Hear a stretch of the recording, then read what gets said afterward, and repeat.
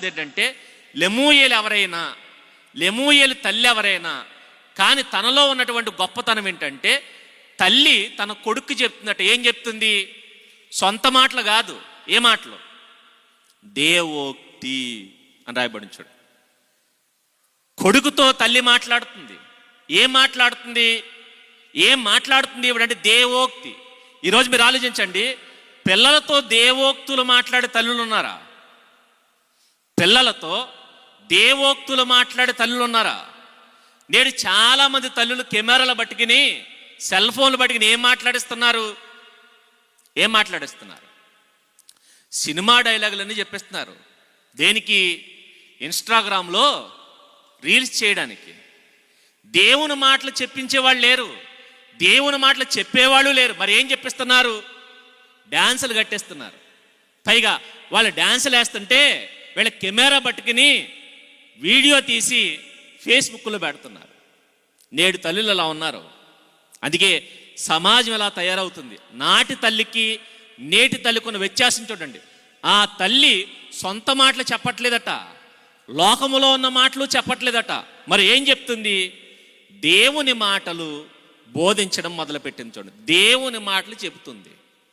ఏం చెప్తుంది అంటే కొడుకుని పిలిచి తిడుతుంది. చూడండి, 2వ వచనం, నా కుమారుడా నేనేమందును అంటుంది. నిన్నేమనాలరా నిన్ను? ఎవరిని? కొడుకుని. కొడుకు ఎవరు? రాజు. అది మర్చిపోకండి. ప్రజల్ని పరిపాలిస్తున్నటువంటి ఒక రాజు, చక్రవర్తిని పిలిచి ఆవిడ అంటది, నిన్నేమనాలరా నేను? నిన్నేమనాలి నేను?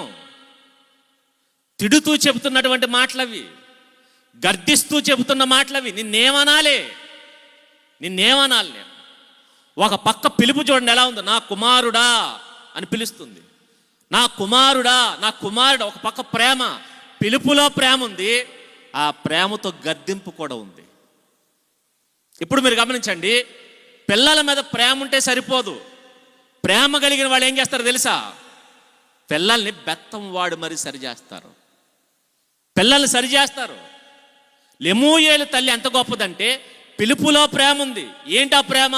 నా కుమారుడు అని పిలుస్తుంది. పైగా పిలిచి అంటుంది, నిన్నేమనాలి?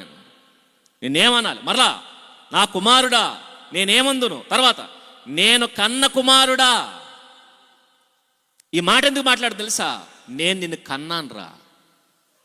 నిన్ను కన్నాను. నువ్వు రాజు అయితే అయి ఉండొచ్చు, ఈ ప్రజల్ని పరిపాలిస్తూ ఉండొచ్చు, నువ్వు ఈరోజు గొప్పవాడు అయిపోయి ఉండొచ్చు, నువ్వు అనేక మందికి అధికారిగా ఉండొచ్చు, కానీ నిన్ను కన్నది నేను, నీ పుట్టుకు కారణం నేను. అంటే అర్థమేంటి తెలుసా? నీవు అందరికి అధికారివి, నేను అధికారిని. ఆ మాటలు మీకు అర్థమవుతున్నాయా? నేను నీకు అధికారిని. నీ మీద నాకు ఆధిపత్యం ఉంది, నీ మీద నాకు అధికారం ఉంది. ఎందుకో తెలుసా? నేను రక్తం దారపోసి కన్నాను, నేను కష్టపడి కన్నాను, నేను శ్రమపడి కన్నాను, నేను నా కడుపు కోయించుకుని మరి కన్నాను. నేను నీ మీద సర్వ హక్కులు నాకున్నాయి. నువ్వు రాజు అయితే అయి ఉండొచ్చు, నేను నిన్ను కన్నాను. నిన్ను పుట్టించింది నేనే, నీ పుట్టుకు కారణమైంది నేనే. అందుకే నేను కన్నా నా కుమారుడా నిన్నేమనాలిరా? నిన్నేమనాలి? తర్వాత పైగా నేను సామాన్యంగా కనలేదు నిన్ను, నువ్వు ఓరకనే పుట్టేయలేదు నాకు. మరలా నేను మొక్కులు మొక్కి కన్నాను నిన్ను, నీ కోసం మొక్కుబళ్ళు చేశాను నేను. ఎలా? నువ్వు పుట్టకపోతే దేవుని మందిరంలో పడి ఏడ్చాను నేను. తిండి తిండం మానేసి ఉపవాసాలుండి నిద్రలు మానేస్తే పుట్టావు నువ్వు, కన్నీరు కార్స్తే పుట్టావు నువ్వు, మోకాళ్ళ మీద ఏడిస్తే పుట్టావు నువ్వు, నేను మోకాళ్ళ మీద నడిస్తే పుట్టావు నువ్వు, నేను దేవుని మందిరం చుట్టూ దొర్లితే పుట్టావు నువ్వు. నువ్వు ఊరకన పుట్టలేదు, నువ్వు కావాలని, నువ్వు పుట్టాలని నేను ఏడ్చి ఏడ్చి దేవునికి మొక్కితే అప్పుడు పుట్టావు. సాధారణంగా పుట్టలేదు నువ్వు. నీ కోసం నేను ఎంతో కష్టపడ్డాను. ఒక పక్క నా రక్తాన్ని దారబోసాను, ఇంకో పక్క దేవుని పట్టుకుని వేధించాను నేను. నిన్నెమ్మని నేను వేధించాను నేను అని మాట్లాడుతుంది చూడండి.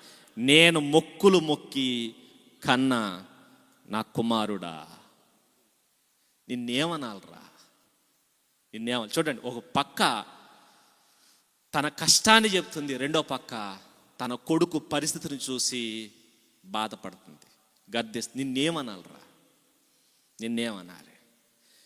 ఏంటి రాజు స్థానంలో ఉన్న కొడుకుని తిడుతుందంటే చూడండి. మరి మనం నేడు మీ పిల్లలు రాజులా ఎదిగిన కొడుకు పరిపాలన చేస్తానంటే ఎదిగిపోయిన కొడుకుని తిడుతుందండి. మరి ఈరోజు ఆడికి 5 ఏళ్ళున్నా తిట్టరు మీరు. పైగా వాడు ఎన్ని అదవ పనులు చేసినా చిన్నప్పుడు ఏంటో తెలుసా, చిన్నపిల్లోడండి, వాడికి ఏం తెలుసండి అని మీరు తిట్టరు. పొరపాటున ఇంట్లో ఉన్న పెద్దవాళ్ళు ఎవరైనా తిట్టారనుకోండి, వెంటనే భర్తకు కంప్లైంట్. మీ అమ్మ మన అబ్బాయిని ఏమందో తెలుసా, ఎందుకనాలి? నిజమే, వాడిని అనకూడదు, నిన్ను అనాలి. వాడిని కాదు అనాల్సింది. మన అబ్బాయిని ఎందుకు తిట్టాలి? వాడు కుమ్ములిపోతున్నాడు. వాడు నిజమా, ఆడికంటే ఎక్కువ నువ్వు కుమ్ములిపోతున్నావు. ఈరోజు సిగ్గు లేకుండా తయారయ్యామండి మనం. ఎదిగిన కొడుకుని తిడుతుంది. చిన్నప్పుడు అంటారు వాడికి ఏం తెలుసండి, చిన్న పిల్లోడు వాడు. ఎదిగిన తర్వాత వాడి గాడిదలో తయారైతే అంటారు మరలా, నా అంత ఎదిగాడండి, వాడికి ఏం చెప్పనండి నేను. నువ్వు అప్పుడు చెప్పలేవు, ఇప్పుడు చెప్పలేవు, మరి ఎందుకు బతకడం? చచ్చిపో, దరిద్రం వదిలిపోద్ది. ఇంకెందుకు నువ్వు బతకడం? నువ్వు చిన్నప్పుడు చెప్పలేవు, ఎదిగిన తర్వాతే చెప్పలేవు, మరి ఏం చేస్తావు? శుభ్రంగా తినేసి పడుకుంటావు, అంతే. అంతమించి ఇంకేం కాదు. పిల్లలు లేకపోతే దొర్లేస్తారండి మందిరాలు పట్టుకుని. ఎందుకో తెలుసా, నేడున్న వాళ్ళందరూ ఎలా అయిపోయారు అనుకుంటున్నారు? మీద మచ్చ ఉండకూడదు. ఏంటి ఆ మచ్చ అంటే, నేను గొడ్రాల్ని అని అనకూడదు. కాబట్టి ఎవరొకరిని కనేసి సమాజానికి సర్టిఫికేట్, నేను కూడా తల్లినే అని చూపించేసుకుని వాళ్ళు రోడ్ల మీద వదిలేస్తే జాలేక. వాళ్ళు ఎలా బతికిన మనకు అనవసరం. ఎందుకంటే మన ఎంత పోయింది కదా, గొడ్రాలని ఎంత పోయింది కదా. వాడు ఏమైపోయినా పర్లేదు, చచ్చినా పర్లేదు మనకి. వాడు రోడ్డు మీదకి వెళ్ళి చచ్చినా పర్లేదు, ఎందుకంటే మన మీద ఉన్న నింద పోయింది. ఆ నింద పోతే చాలు మనకి. మనం గొడ్రాలనకుండా ఆ నింద తప్పించుకుంటే చాలు. తర్వాత కనీసిన వాళ్ళు ఏమైపోయినా పర్లేదు మనకి. ఇది మన లక్ష్యం. ఇవి మన లక్షణాలు అయితే నాటి తల్లి ఎలాంటి తల్లి తెలుసా, పెద్ద దిగిన తర్వాత తిడుతుందంటే చిన్నప్పటి నుంచి ఎన్ని తిట్టుంటుందో మీరు ఆలోచించండి. చక్రవర్తి అయి సింహాసనం మీద కూర్చున్న కొడుకు దారి తప్పుతుంటే చూసి తిట్టడం మొదలుపెట్టింది. నిన్నేమనాలరా, నిన్నేమనాలి. ఇందుకు ఏం చేస్తున్నాడు ఈయన? ఏం చేస్తున్నాడంటే చెయ్యకూడని పనులు చేస్తూ కనబడుతున్నాడట. దారి తప్పుతున్నట్టుగా తల్లికి అనిపించింది.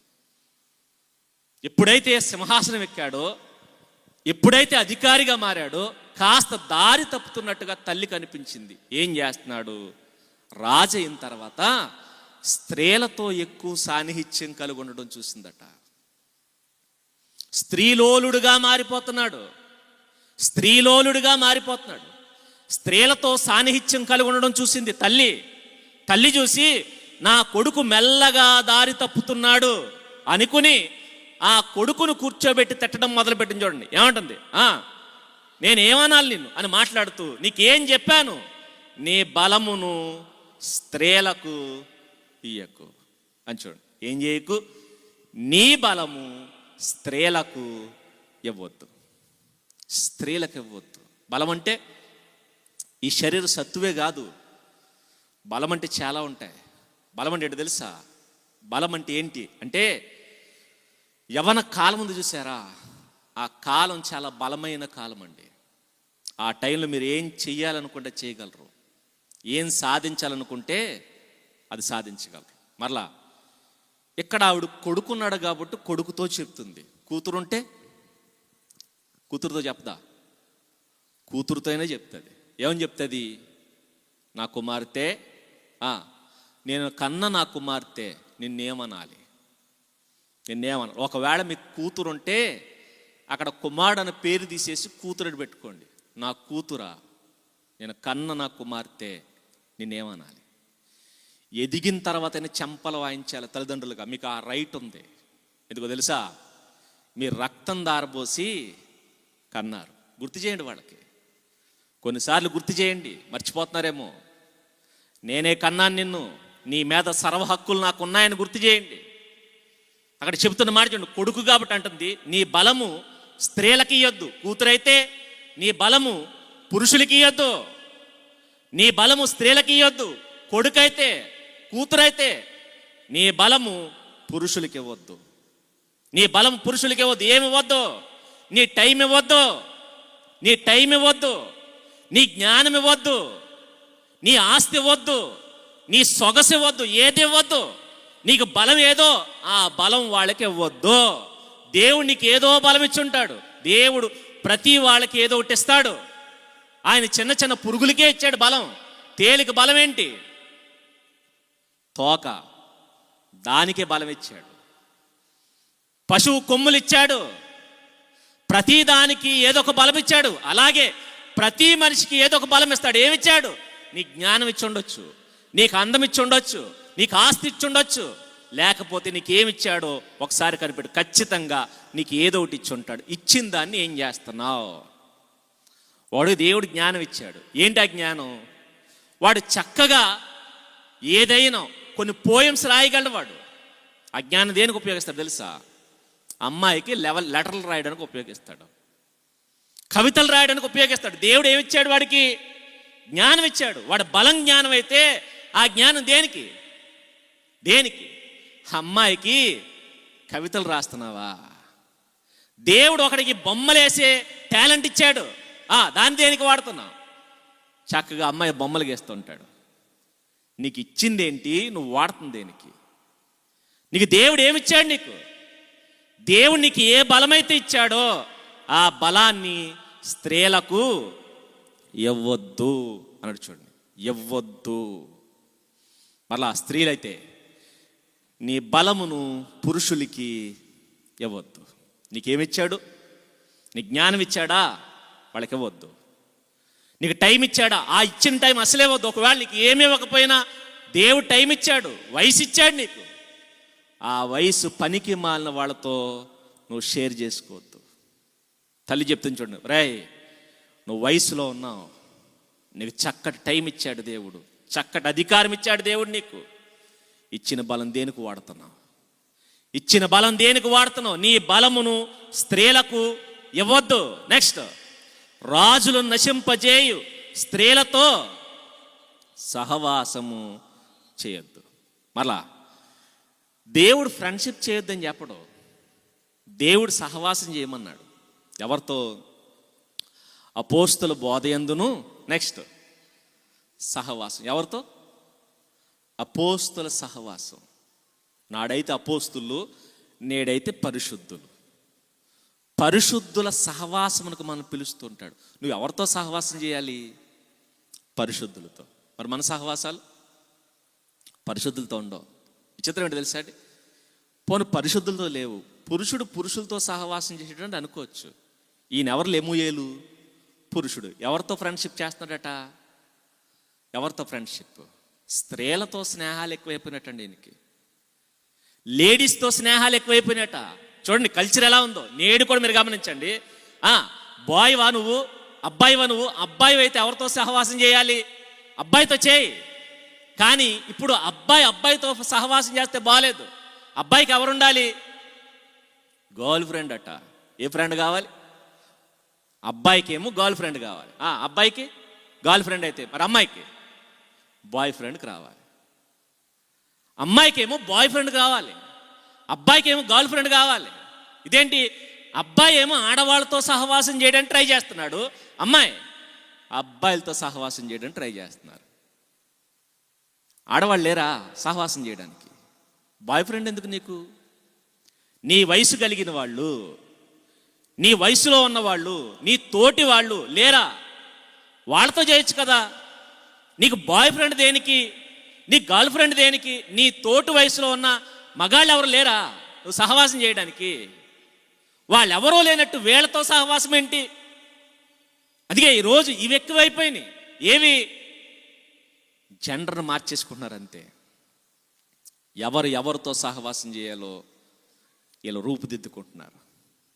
కానీ తల్లి చెప్తుంది, నీవు స్త్రీలతో సహవాసము చేయొద్దు. ఈ మాట ఒకవేళ మీ తల్లిదండ్రులు చెప్తే ఏమంటారు? మా నాన్నకు అస్సలు బుద్ధి లేదు, మా అమ్మకు అస్సలు జ్ఞానం లేదు. మరి లెమూయేలు తల్లికి జ్ఞానం లేదంటారా? లెమూయేలు తల్లికి చెబుతున్న మాట ఏంటో తెలుసా? నీవు స్త్రీలతో సహవాసము చేయొద్దు. చేస్తే చేసి రాజులు సైతం నాశనం అయిపోయారట. ఇంకా చెప్పాలంటే కొడుక్కి ఏమని బుద్ధి చెప్పింది తెలుసా? రే, నువ్వు రాజుగా ఉండాలంటే స్త్రీలతో సహవాసం మానే. నెక్స్ట్ అమ్మాయిలు అయితే, కూతురైతే, నువ్వు రాణిగా ఉండాలంటే అబ్బాయిలతో సహవాసం మానే. రాజుకి ఆపోజిట్ ఏంటి? రాజుకి ఆపోజిట్ ఏంటి తెలుసా అండి? రాజు ఆపోజిట్ బికారి. ఆయన అధికారి అయితే వ్యతిరేకమైన వాడు ఎవడో తెలుసా? బికారి. మీరు రాజుల బతకాలంటే స్త్రీలతో సహవాసం చేయొద్దు. అమ్మాయి అయితే నువ్వు రాణిల బతకాలంటే పురుషులతో సహవాసం చేయొద్దు.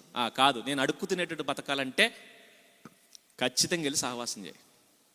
నీకు ఎంతమంది బాయ్ ఫ్రెండ్స్ ఉన్నారు అంటే, నాకు ఎంతమంది ఉన్నారని చెప్పావు అనుకో, అయితే నువ్వు అడుక్కు తినడానికి రెడీగా ఉన్నావు అన్నమాట.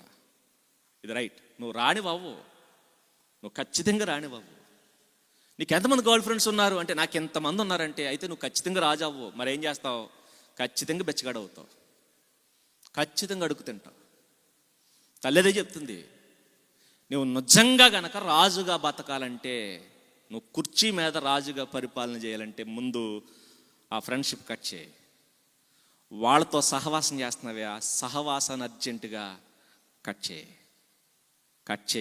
చూడండి ఎంత చక్కగా చెప్తుందో. ముందు ఆ ఫ్రెండ్షిప్ మానే. మీరు ఆలోచించండి, ఒకవేళ ఈయన వాళ్ళతో సాన్నిహిత్యం చేస్తున్నాడు కదా, సాన్నిహిత్యం చేస్తున్నాడని తెలిసి మానే అంటుంది. తెలుసుకుందంటే అర్థం ఏంటి? కొడుకుని ఏం చేస్తుంది? ఒక కంట కనిపెడుతుంది. మరి మనం మీ పిల్లల్ని కనిపెడుతున్నారా? తర్వాత పెద్ద సర్టిఫికెట్ ఇస్తాం మనం. ఏమన్నా తెలుసా? లోకం పాడైపోయిందండి. లోకం పాడైపోవడం మెయిన్ కారణం నువ్వే. నీ ఇంట్లో నుంచి కొంతమంది బయటకు పంపించావు నువ్వు కనీసి. వాళ్ళే బయటికి వెళ్ళి పాడు చేశారు లోకాన్ని. లోకం పాడవకూడదంటే అర్థం ఏంటి తెలుసా? ముందు నీ ఇంట్లో ఉన్నవాళ్ళు నువ్వు పాడవకుండా చూడు.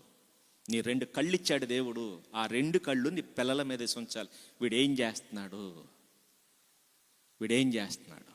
వీడు ఎక్కడికి వెళ్తున్నాడు, వీడు ఎటు తిరుగుతున్నాడు, ప్రతీది కనిపెట్టాలట. చూడండి ఎంత జాగ్రత్తగా తన కొడుకును కనిపెట్టింది. చూడండి, తన కొడుకును కనిపెట్టి, తన కొడుకు సహవాసం చేస్తున్నాడు. ఇంకా అప్పటికింకా చెడిపోలేదు ఆయన, అప్పటికింకా తప్పు మార్గంలోకి వెళ్ళిపోలేదు. దారి తప్పుతున్న తొలినాళ్లలోనే బ్రేకేసి అంటుంది, నువ్వెందుకు తప్పు చేస్తున్నావు? నీ సహవాసాలేంటి? కట్ చేయని చెప్తుంది. చూడండి, సహవాసాలు చెయ్యొద్దు అని. చూడండి, స్త్రీలతో సహవాసము చేయకుము అని మాట్లాడుతూ ఫస్ట్ ఇది నీ సహవాసం కట్ చేయండి.